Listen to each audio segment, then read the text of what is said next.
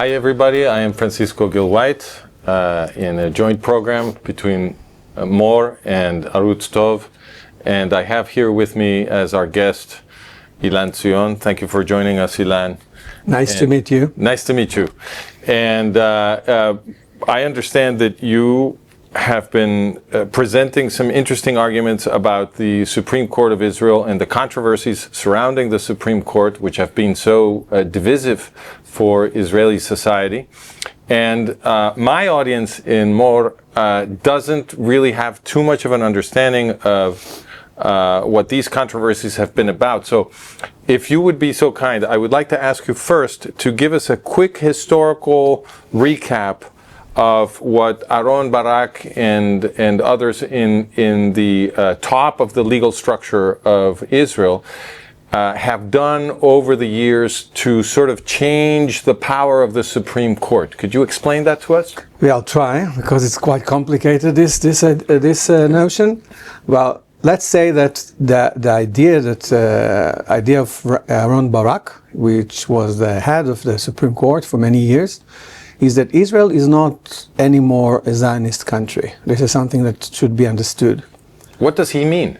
Well, he called that, there's a name for that. This is a country or state of all its citizens. This means that all the citizens of Israel are really totally equal, even though this country was formed as a state for the Jews.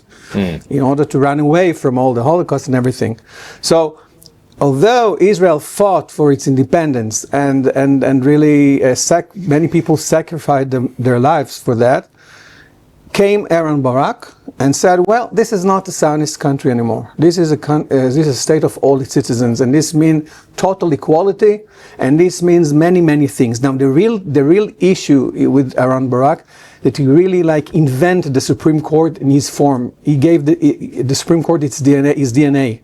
Now, the Supreme Court is like a machine now, which just like it's a group, a machine that just makes these ideas true. Come true, and because of that, you can see many decisions of the Supreme Court, like letting Muslims enter Israel, changing the demographic balance against the Jews. Now the situation becomes very, very, very dangerous because of that, and this is something that you cannot fight, because it seems like something that's really true, and you cannot really, because the Supreme Court says that, so this is like the legal truth, but it's not. So if I understand you correctly, the situation that Aaron Barak has created is one where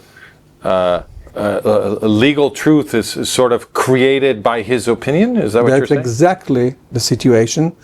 This is like, let's say, like in Islam, Muhammad in Islam is like Aaron Barak in the Israeli legal system.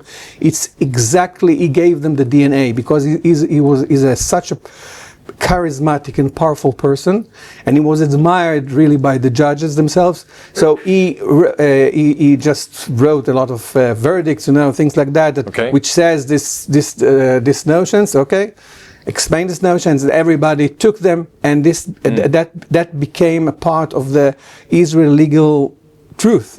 Now everything is according to that. Now in Israel, it's the Supreme Court is much stronger than the Supreme Court in Mexico or in the United States. It is so powerful that it became a sovereign now. What happened is that the Supreme Court just stripped the parliament and the government from all its powers. Now all the powers lay in the hands now of the judges. They have some kind of, they call it, there is a post in Israel called the legal advisor of the government. But the legal advisor of the government is not a legal advisor. It's like a legal dictator. I see. Which dictates beforehand what the judges want the government and the parliament to do. It's unbelievable. There is no law now in Israel which can be passed without the authorization of this legal advisor. So it's unbelievable. Israel is a dictatorship, a legal dictatorship. So the legal advice. So if the Knesset creates a new law, the legal advisor to the government will decide whether the law is valid or not? Yeah, if it can be passed, not valid.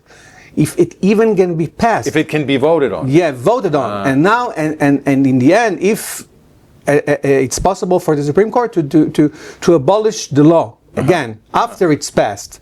Now, the Supreme Court also took the powers to change the Constitution as he wants. Now, the power to write the Constitution is in the hands of the Supreme Court. Sure. It's unbelievable. I'm saying. But does Israel have a constitution then? No, Israel doesn't have a constitution, but still, everybody speak about constitution. So what is that? What is Constitution is something that they're called let's call basic laws. I know the exact word in English. Basic law. The basic law are stronger than normal laws, and the Supreme Court can abolish even basic law laws. Before he couldn't do that, because of Aaron Barak and his let's say a revolution, legal revolution. When he took all the powers from the government and the parliament, now the power is in their hands to abolish any law, any constitutional law. It doesn't matter. So, and even they can intervene in the elections. Okay, for example, they can decide whether a person can run if for example he has some kind of some kind of indictment or something, they can go and decide maybe that he wouldn't run for office, anything. They can fire any minister, everything. All the powers are in their hands. Through interpretation, they can rule anything. And even they really govern directly the police, let's say the CIA, the Israeli CIA, and even the army. They are governing them directly. I mean, these people needs to. I mean, even these people, like the head of staff and everything, they see the Supreme Court as the real leader, the real sovereign here. So this is what happens, and in many years, like in the last 20 years now, you can see all this fighting. This is just because of that. All this demonstration, and everything was just because the government wanted to do some minor change, and because of that, the judges say to their public, go outside. Right? This is not acceptable, and now everybody in the streets are fighting even against this minor change. They're ruling on the Constitution, but also writing it. So in fact, the Supreme Court is legislating. Exactly. Would that be true? Would that be the right description? 100% true. Interesting. The Supreme Court is like a group. The group has its own DNA. Not one judge can change this DNA. Even you and I became judges of the Supreme Court, we really cannot change anything, because this is a group that has has its own characteristics. Now, and its characteristics are anti-Zionist. They are saying. What does that mean, anti-Zionist, for an Israeli? What does that mean? This means that, for example, the Supreme Court or the courts will let almost every person becoming a citizen of Israel, even though he's not Jewish. Now, every reasonable person understands that if you change the demographic balance and you'll have like 50% more of Muslims, you're dead. Very, very simple. You're dead, okay? So if I understand you correctly, correct me if I'm wrong, you are saying that Aaron Barak believes that it would be okay for the state of Israel to become a Muslim country. Of course. I see. Yeah. He's like, this is something that he would not say, but this is something that comes out. It's a conclusion of what he's done. A conclusion from hundreds of steps that he has taken.